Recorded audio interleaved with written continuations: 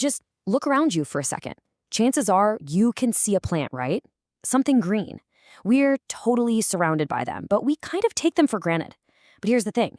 These quiet, living powerhouses are performing this incredible chemical magic, like every single second. And it's what makes all life on Earth even possible.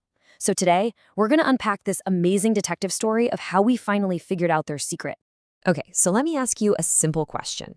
We eat food to get energy. Animals eat other animals or plants. But what about plants? You never see them munching on anything, do you? So where do they get their food? And the answer? It's kind of mind-blowing. They don't find food. They literally make it themselves, out of thin air and sunlight. They are the ultimate self-sufficient little factories. And because of that, they're the foundation for pretty much every single food chain on the planet. It all starts with them. Now, figuring this all out, it wasn't easy. Not at all. It was a real-deal scientific detective story, a puzzle that took centuries to solve, with some of the smartest people in history adding one little clue at a time. And that process, of course, is what we call photosynthesis. It's this incredible reaction where plants use sunlight as energy to cook up their own food from the simplest ingredients. But, and this is a huge but, it does something else that's just as important for us. It releases the oxygen that you and I are breathing right now. Okay, so to get to the bottom of this mystery, we gotta go back in time. Our story starts in the 1770s with a guy named Joseph Priestley and some pretty simple experiments involving jars. So Priestley's setup was just brilliant in its simplicity. First, he takes a candle, lights it, and puts a sealed jar over it. And poof, the flame goes out. Okay, makes sense, it used up the air. Then he tries it with a mouse in the jar. And sadly, the mouse suffocates. So he figures, hey, both the candle and the mouse are somehow damaging the air, right? But then, and this is the big moment, he tries it again, but this time he puts a little mint plant in the jar with the mouse. And what happens? The mouse stays alive. The plant was doing something magical to fix the air. So this totally blew his mind and led him to this revolutionary idea. Plants aren't just sitting there looking pretty. No, they're actively changing the air around them. They were, in his words, restoring whatever the breathing animal and the burning candle were taking out. Bam! The first huge piece of the puzzle was on the table. All right, so a few years go by and another scientist, Jan Ingenhouse, adds the next crucial piece. He was working with aquatic plants, and he noticed something fascinating. When the plant was in bright sunlight, these tiny little bubbles would form all over the green leaves. But if you put the plant in the dark, nothing. Not a single bubble. He just proved that sunlight was the essential ingredient, the trigger for this whole process. Later on, he even figured out those bubbles were pure oxygen. Okay, so let's recap. We've got air, plants, and sunlight. The basic ingredients are there. But what was really going on at a chemical level? I mean, what's the actual recipe? The mystery just got deeper as we head into the 19th century, and scientists started to really crack the chemical code. And from there, the pace of discovery just exploded.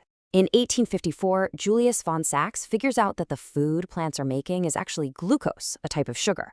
Then, in 1883, a guy named Engelmann comes up with one of the most clever experiments you'll ever hear about to find out which part of sunlight was doing the work. And then, fast forward to the 1930s, Cornelius van Niel has this huge insight that basically flips our whole understanding of the reaction on its head. Okay, you have to hear about Engelmann's experiment. It's just pure genius. What he did was he took a prism and split sunlight into a rainbow, just like on a Pink Floyd album cover. Then he shined that rainbow across a long strand of algae. Now he wanted to know where the most oxygen was being made. So how do you see invisible oxygen? Well, he added bacteria that are drawn to oxygen. They need it to survive. And what did he find? The bacteria all crowded around the parts of the algae being hit by the red and blue light. It was incredible. He literally created a living map showing which colors of light are the fuel for photosynthesis. So with all these clues piling up, scientists were finally able to sketch out a first draft of the chemical equation. They knew carbon dioxide and water went in, and some kind of carbohydrate, they just wrote it as CH2O, and oxygen came out. It was a great start, a really solid first attempt. But there was a big flaw they hadn't spotted yet.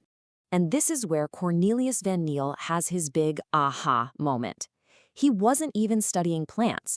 He was studying certain kinds of bacteria that did something similar. But instead of using water, H2O, They used hydrogen sulfide, H2S, the stuff that smells like rotten eggs. And these bacteria produced pure sulfur as a waste product, not oxygen. Van Niel connected the dots. He realized that the oxygen that plants release couldn't be coming from the carbon dioxide. It had to be coming from the water molecule that the plant was splitting apart. And that one insight, that was the key that unlocked the whole thing. It gave us the final, balanced, correct equation for photosynthesis. It shows exactly how 6 molecules of carbon dioxide and 12 molecules of water, powered by sunlight, get transformed into 1 molecule of glucose, that's the plant's food, plus some leftover water and 6 molecules of pure oxygen.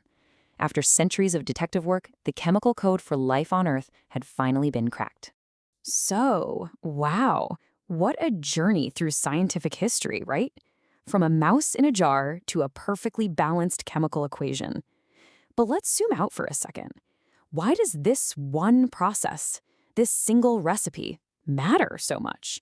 What's the big takeaway for us? When you really get down to it, it all boils down to 2 huge, absolutely planet-defining reasons. First off, this is the primary source of basically all food on Earth. Seriously, think about what you had for lunch. Whether it was a salad or a burger, the energy in that food was originally captured from the sun by a plant through photosynthesis, period. And second, this process is responsible for releasing pretty much all the oxygen into the atmosphere that we need to breathe. Without photosynthesis, we literally wouldn't be here. So when you think about it, this one elegant process literally builds our world, from the food that fuels us to the very air we breathe, which leaves us with one last, pretty important question to think about. If plants are the foundation of our entire world, how are we doing at supporting them?